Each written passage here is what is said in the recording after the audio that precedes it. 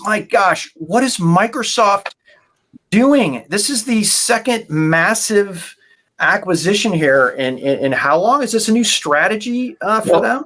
Well, maybe they'll close Discord next week and they can just go for, what are these 11-figure deal of the week? I know. 11 figures. Gosh, it's crazy.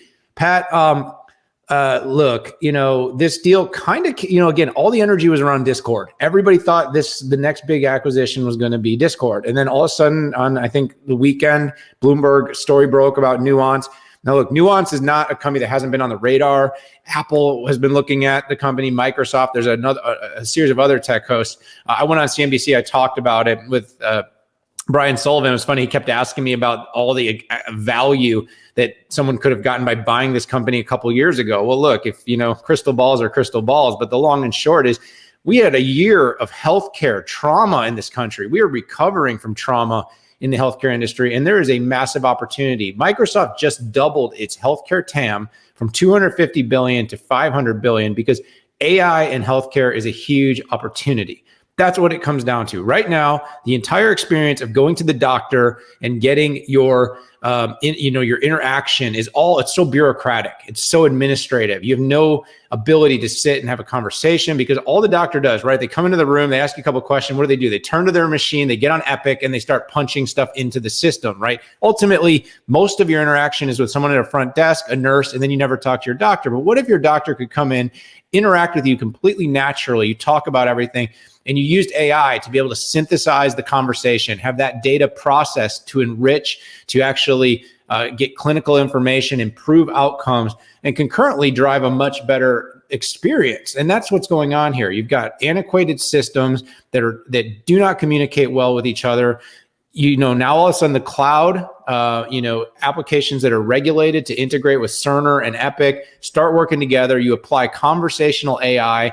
And that's exactly what Nuance is doing. And so you put all this together, and in the end, you have a key alignment. You've got a market and a TAM opportunity. And did they overpay? Is 16 billion too much? Or sorry, 19.7 when you include the debt. Is that too much? Well, if they grow from 250 to 300 billion in their healthcare business over the next few years, it wasn't too much. And real quickly, Pat, because I want to leave a little oxygen on this one, but I liken it to a little bit like when IBM bought Red Hat. Everyone said 34 billion, too much. But the thing was, it wasn't just about what Red Hat was doing in Red Hat's revenue.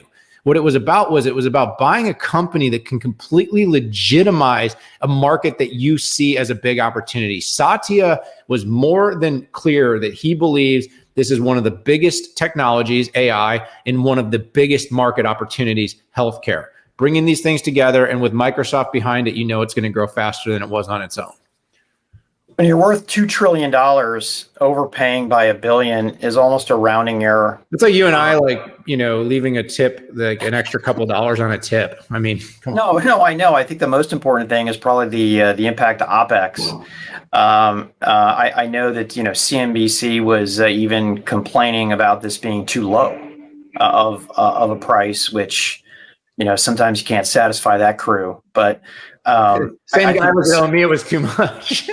I know. But no, I think this is a good tuck-in for the company, and Microsoft is a trusted provider of healthcare solutions. My brother-in-law is a surgeon. He's been using Nuance's tools for, years. I mean, I don't know, decade or something. And he just swears by it, and they work for him.